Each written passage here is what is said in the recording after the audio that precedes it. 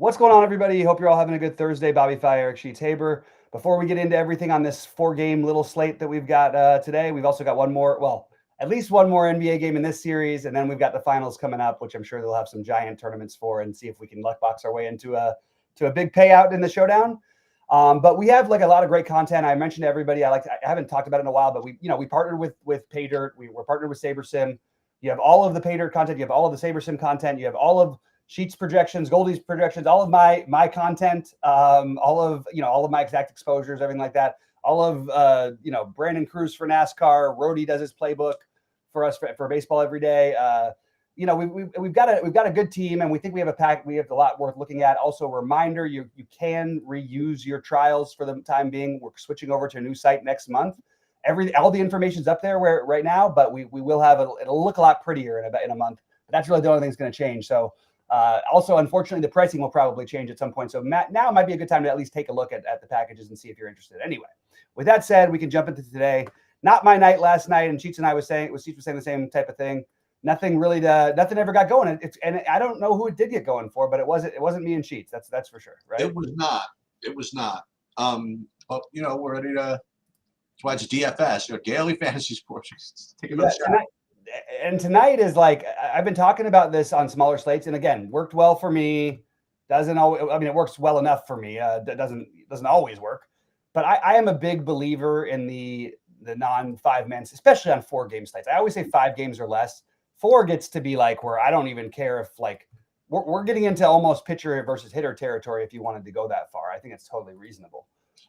3 is where you absolutely are playing hitters against pitchers, if sometimes at least. That's just my take. Anyway, with that said, Sheets, any overall thoughts before we jump into game by game? On the slate, but you know what? Since this is free, I could take up all the time that I want to talk to people about it.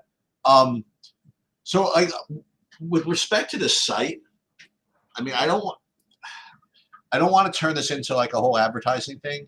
We keep pumping it up or whatever, but we kind of have to. But I would like to say, I mean, that we do, especially for a smaller site, that whatever. I mean, I think that we do probably the best job at actually teaching people how to play, and going through actual process and showing people exactly like what we're doing, like as we're doing it. I don't know anybody else really that does that.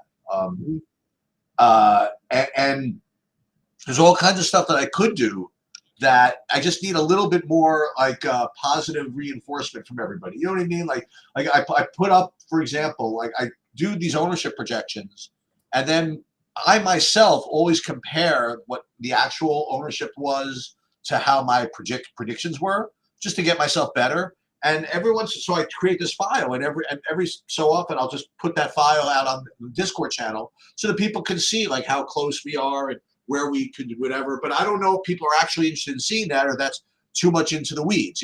Maybe it is too much into the weeds. Like sometimes I'll do like a lineup construction video specifically for UFC that gets really, really heavy into like some heavy duty shit. And it's possible that me and like 2 other people in the universe care. You know what I mean? Mm-hmm.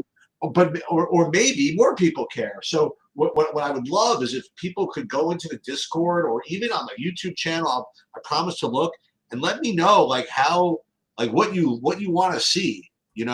I mean, we started this off by me just saying, I'm going to give people what I want to give people, and if it's too much for them or too little, F you, whatever. But okay, I'll be with you, Bobby. Like if we want to make this so that make people happy. If people want to say, listen, dude, you're spending 45 minutes talking about stuff that I really don't care about. That I kind of want to hear that actually. Okay. You know what I mean? Yeah. So not. I'm just putting this out to everybody that's listening. Well, we're perfectly able to deliver beginner content and advanced content or super advanced content. It's just a matter of what you guys want. And if it comes down to it, maybe we'll charge more for super advanced content. I don't know what we would end up doing. But again, we have a lot of intellectual capital here to offer you guys. Just kind of let us know what you kind of want. And also, I've mentioned this to people. We've done some roundtable coaching things in the past. Anybody who's a site member is welcome to sign up for that. We have, feel free to hit me up in my DMs on our Discord. There's a lot of other things that we're willing to offer. And honestly, to be just frank, we're charging barely more than SaberSim. It's like, and we have a lot of other tools and things that we're offering. And like you said, we really want to try and make the whole idea is transparent analysis, but also like we want to try to make people better players. It's a lot of sites I've worked for. We're not just here to talk about the things today. We're talking about what we're doing. And if you guys have ever watched Sheets do a video, that is what he focuses on. Like, I mean, all the time, it is just process. And one other thing, okay, I want to talk for just a second about these live sweats that I like to do sometimes. So the not this last one, but the one before that I did, I was a little mad at. I'm going to tell you why. So we had like 70 people that were tuning in for the live sweat, and I literally did like full play-by-play of like the entire game. And we ended up, this was like a month or so ago, and it ended up with me actually winning. Okay. And all that stuff like never happens really. You know what I mean? Like, it's so hard for that to work. I was going back and forth. What annoyed me about it was like nobody was chatting. You know what I mean? Like nobody was like participating. And while I don't mind really, I mean, it's not like nobody was watching. Like 70, I'm not very intimidating. You know what I mean? Like feel free to yap about it, because that's what keeps me like enjoying it. So I don't know. Yeah. No, I hear you. It is. But I felt like it was a little more. The last time it felt like there was people pretty engaged, and yeah, I guess so.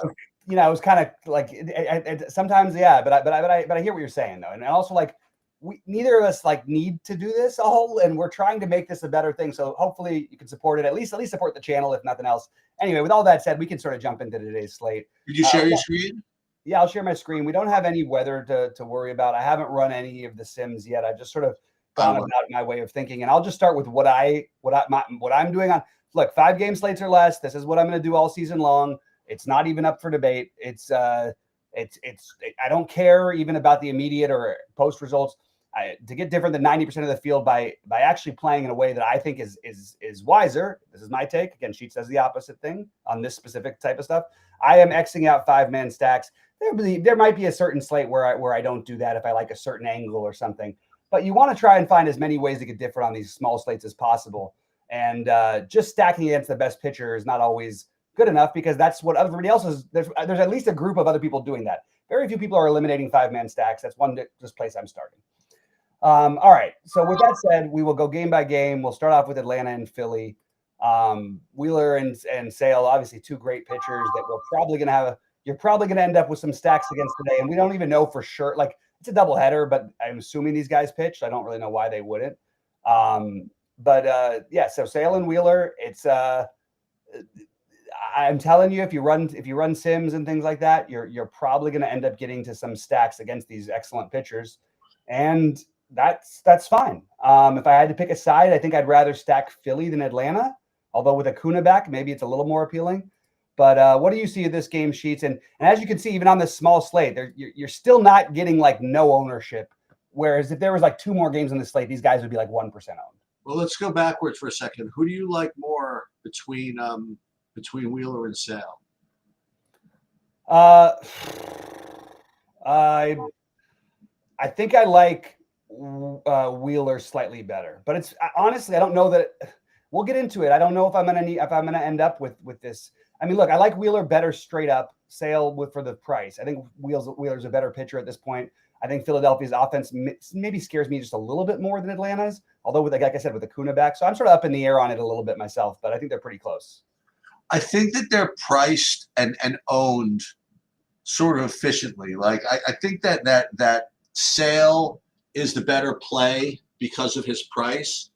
And I think that ownership is going to reflect that. Like I think that's kind of an interesting point here. I mean, my top 3 pitchers are owned in top 1, 2, 3. You know what I mean? So you could almost say it doesn't really matter which one of them you use.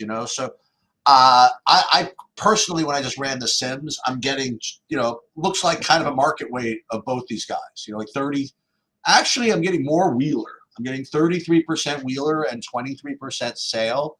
Let me see if I'm getting these stacks just to be painstaking. Yeah, sure am. You were right. Mm-hmm. So I'm getting both of them. Now, with that said, also, these two teams do have some good hitters, and I shouldn't say that. I don't want to trash on Sale and Wheeler. They're both really, really good pitchers. But you know, it's not like, I don't know. It's not like you can't get to them. You know what I mean? So I don't mind getting all four prongs of this game. You know what I mean? In heavy doses. You know? I will say that Wheeler, like literally nobody ever gets to him, but really? I mean, like literally, like never. I think that if you rank the best pitchers in baseball, Wheeler's probably right in there around that in that second tier conversation for everybody at not named Tariq Skubal. Right. You know. Anyway, but yeah, I hear you though. I mean, and again, taking a bat or two feels a little bit against them feels a little bit better than like a full 5-man stack to me. But I understand if you want to go that route. Okay, so Barrios is another one that's going to get a little bit of ownership just because there's nothing else happening. The A's actually are interesting because they have a really good, like, I like their offense. They also strike out a lot. And there's holes there. You've got Barrios looking fine. I'm trying to think so this Jacob Lopez, the journeyman reliever who's turned into a starter in his last start, who absolutely went crazy. I mean, this is another thing why aren't I at least set like playing him a little bit more? I mean, he started one time against Philly, by the way, and he put up 29 fantasy points. I know it's not a good match, but look, we got to get different on these smaller slates. So my idea here, and let's just see where the A's ownership looks, would be I do like the A's quite a bit against Barrios, and I think you'll get pretty decent ownership on the Blue Jays. So I like the idea of getting Lopez for the leverage. That's the way I'm looking at this. Probably under on Barrios, over on the A's. Over, it doesn't take much to get over on Lopez, and then underweight the Blue Jays. Yeah. So I'm getting, honestly, I'm getting the least amount of these two as far as the pitching goes. But it's not like I'm getting none of them. I'm getting like over 10% of both. But these are my two lowest owned of all the pitchers. But I will say that I am getting like all 8 pitchers in my builds here.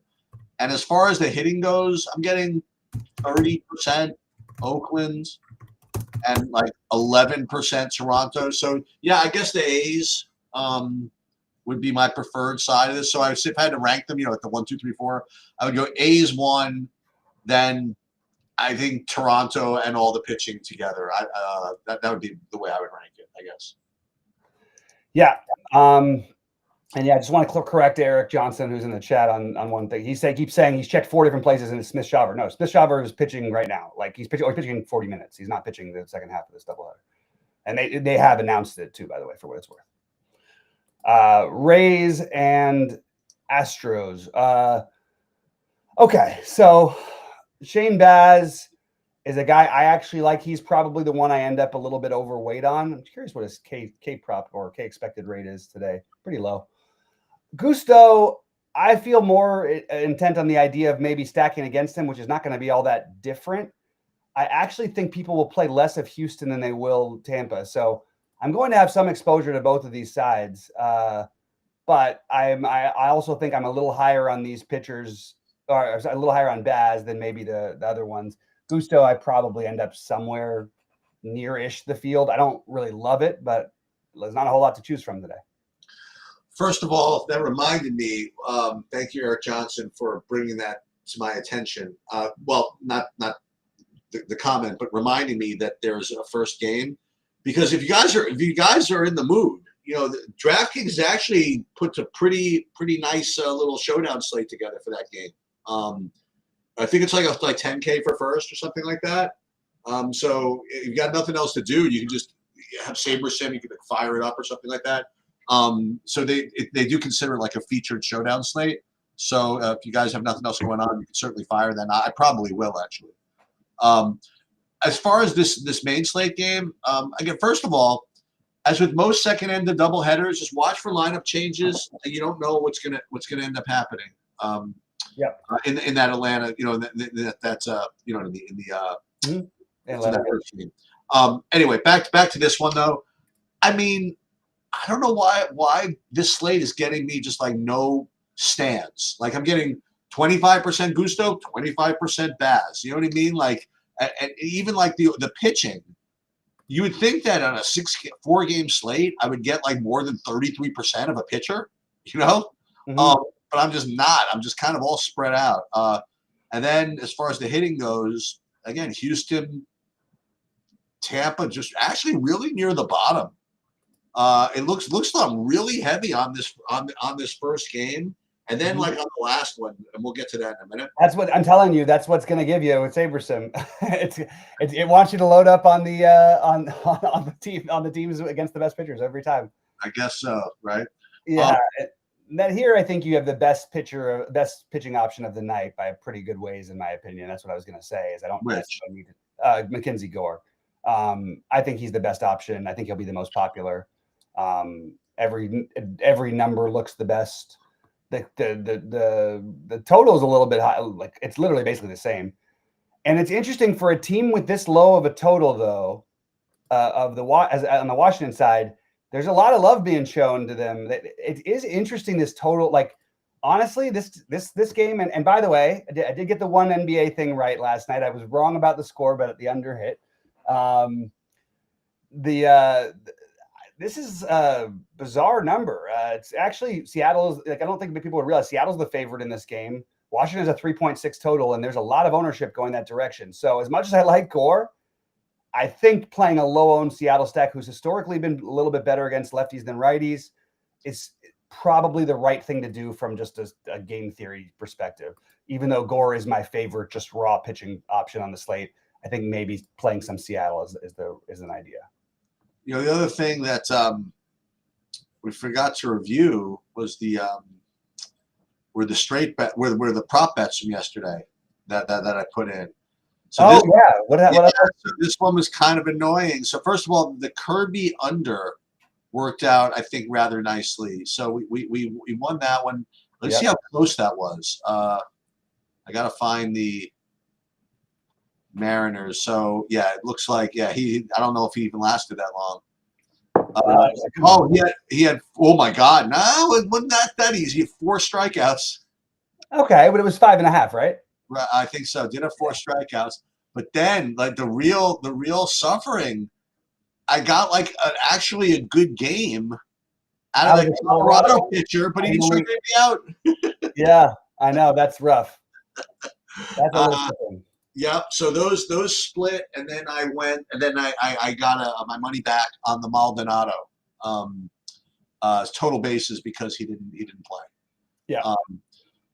As far as this from a DFS perspective, yeah, I have Mackenzie Gore rated number 1, but not by a lot. You know what I mean? I have Sale really kind of close to him at a not much lower ownership, but at least a little bit lower ownership.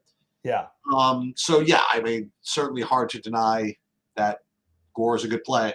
And I guess technically he is the best play. And then as far as the hitting goes, I'm not getting to the Washington, but like you said, I mean, welcome to the world here. I'm getting highest owned stacks are, the 3 stacks against the 3 best pitchers. And then, the next one I am in 30% Oakland. Okay. So that would be like the quote unquote normal stack that I'm kind of getting the most of. But yeah, it's a compact slate. And the other thing I would remind you of is the layout. You have a 645, a 707, an 810, and a 940. So there's a little bit of late swapping you could do between the 7 and the 8, and then one more little bit of rigmarole you could do at 940. But I will say, by the way, before I forget about it, I'm getting 33% of the Hancock. So that's something. Yeah. I mean, I imagine that the majority of the builds are going to be some combination of Wheeler, Sale, and Gore, right? You could probably get to them. Yeah. So you play Hancock at 6K. What does that get you? I mean, the thing is, like, the only thing that really gets you are high price guys from teams that are against the best pitchers. You know what I mean? Like, okay, so he can get me all the Bryce Harper or whatever, or whoever Whoever else is expensive, I don't know. What is Acuna nowadays? Is he over 6K or no? Acuna is no. He just came back. I don't know what he is. To be honest. I haven't looked. Acuna is what is he? I would imagine they'd make him like he's 6K to start. Like I'd imagine that. Yeah, so that's somebody I don't think people are going to want to play too much, right? Against Wheeler, but maybe they will. I mean, the lowest owned side is going to be Seattle, followed by probably Philly, then Atlanta. That's the way it's probably going to shake out ownership wise. Yeah, and listen, this is the battle, especially on small slates. And you know what I think the answer is? I think the answer is exactly, and this is hard to do, and that's why it makes it, that's why it's the answer on these tough slates, is go all the way back to what Bobby said, like the first 30 seconds of the video, is that on a 4-game slate, to not do a lot of traditional stacks gets you instantly different. It's hard because it's just hard to come up with the right combinations, obviously. And you have to be right about, sort of more things than if you 5-man stack or whatever. But I think on a 4-game slate like this, I mean, like there's only 2 ways to do it. One is the way Saber Sims, the Sims are going to get you, and that's playing very purely in tough matchups, right? Mm-hmm. You play nice pure. Listen, it's very easy to play. Like all the 5-man Seattle stack. I mean, they're all like. I mean, I'm just looking at my board right now. I mean, you can get to them all really, really easily, But ain't so easy to get to Mackenzie Gore. That's not, you know what I mean? These guys are good pitchers. Not so easy to get to Wheeler, like you said. Yeah. Even Sale. I mean, like, I guess if I had to pick which of those 3 teams to play, maybe that would be the team. It would be Philly. I think Philly has a better chance to get to Sale than Atlanta to Wheeler. That's what I think. Seattle to Gore. Yeah. The problem is they're really expensive. Yeah. Well, yeah. On top of it, So you know what? So you pair Hancock with Gusto and like be let's go. But sure. But I don't think that. I honestly think that's it's possible. I don't know. I think you kind of have to. I would find it hard to believe that none of the 4. Yeah. I mean, but throw Barrios and Baz in there. That none of the 5 guys between Barrios, Baz, Wheeler, Sale, and Gore all don't get 20 plus, and then you're trying to win with other guys, and they're not that much more expensive, so it's a little tricky. Right. But I hear you, and that's why I find myself again no 5-mans for me, and I'm gonna force in some of the Seattle and the A's because. Yeah. I just don't know exactly the other ways I'm going to do this unless I just want to go full. Okay, we'll play Philly and just. Let me ask you this, and I think on a slate like this, you can even get into the internals here a little bit. Like, is there any of these pitchers that give up a particularly large amount of stolen bases that we know about? I thought you were going to say home runs. Wheeler, you can hit home runs off of him, but that's because he just doesn't miss. He doesn't walk guys, which is actually like a good thing. But stolen bases. I haven't looked at the advanced numbers of these guys. And also, like, there's not, like, I guess, I mean, first of all, it's always possible that Acuna would steal. Yeah, I mean, just he's the most likely one to steal a base, I guess. But you don't have a lot of, like, great stolen base players. Like, you could definitely play Abrams, but that's, again, he's 25% owned. You're not really getting different. No, what I was hoping is maybe you could do something like, and this is kind of gross, but let's just say this was the guy to play like J.P. Crawford in lineups with Mackenzie Gore or something like that. Yeah, I think it's just trying to thread a little thin, but yeah, I hear you. Like Dylan Moore, though. So like Dylan Moore would be more the one who's much higher. Like, oh, is that right? I'm looking at the steal percentage by Saberson, which actually they're pretty good at this stuff. Josh Lowe, what? Oh yeah, I guess okay, that seems a little higher than I would have thought. Yes, so look, but there's an argument for Seattle sheets. Look at these are the top likelihood for stolen bases, and 4 out of the top 10 play for Seattle. Well, there you go. That's a thing you could look at. Yeah, I mean, this is the kind of time where it's fun. It's kind of fun, like these small sites, because you get to be a little bit clever on how you do things. Anyway, that's what I'm trying to do anyway. All right. Well, we'll be back at 5:30 Eastern, and we'll talk. Real quick. You want to give everybody a quick NBA? I mean, I think this is a pretty. This is. I mean, I would think this would be you get the Knicks to show up. I also don't think the Knicks should be 5-point favorites against this team ever. Well, I mean, the reality, I don't think Cat's going to play. You really don't think he's going to play? I don't. I mean, maybe he does. If he does, I mean, like, that's so freaking soft. I don't know if he's going to play. I really don't. If he doesn't, I think you just lock Josh Hart in as captain and then go. Well, you know what? That's not exactly what most people would say. They'll think Mitch Robb and all this stuff. That's not what's going to happen. Yeah. They'll go. Mitch Robb has been killing them in this series. He's been horrible. As good as he was in the previous series, he's been absolutely I think he's their worst plus-minus player they have on their team this series. So what they'll do is they'll play smaller and they'll play McBride. They'll play Hart, and Hart will get 20 rebounds. Whatever the Hart rebound props is, just the speculation of Cat being out. Bet the over. You know. There's my take sheets. Bet the over on the Hart rebounds. My standard take. I think that's a great idea. And you know what else? I mean, like you could probably just do that anyway.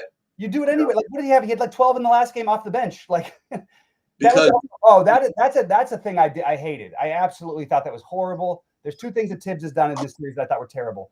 First of all, the benching Hart thing was just the dumbest thing. And then McBride needs to play more and also be involved more. Like this is a guy who actually he belongs on the court with Indy, because you want the sort of randomness, the variance, the hyper energy.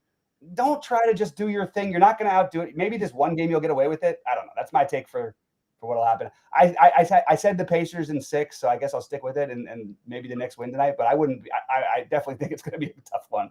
I'll tell you this, like, but if let me see, what is the line in this game? It was 5 when I looked. If it's 5, then they think Cat's playing. I think. Yeah, maybe. I didn't. It's 4 now, actually. Okay, well, that's a sign that it was 4. It was 5. Yep. When it opened. So, okay.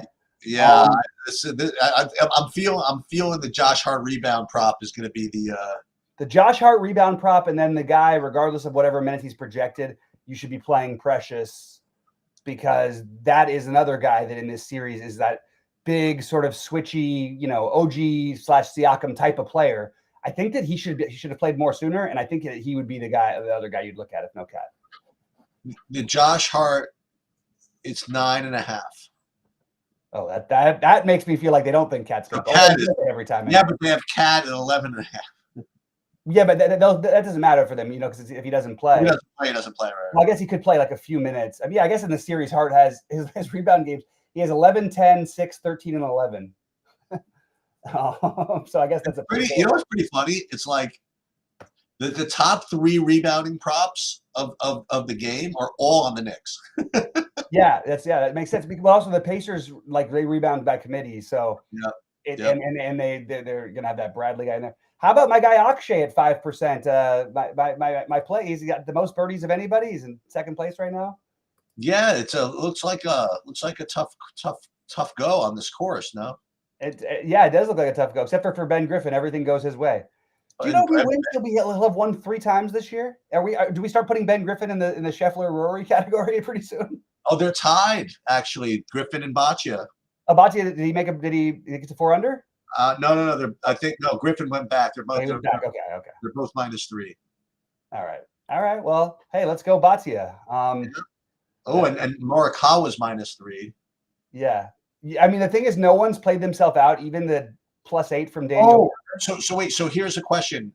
In light of what was my comment about publishing the ownership and whatever, did you end up playing like a whole bunch of Xander or no? Yes. Because he was Oberg too.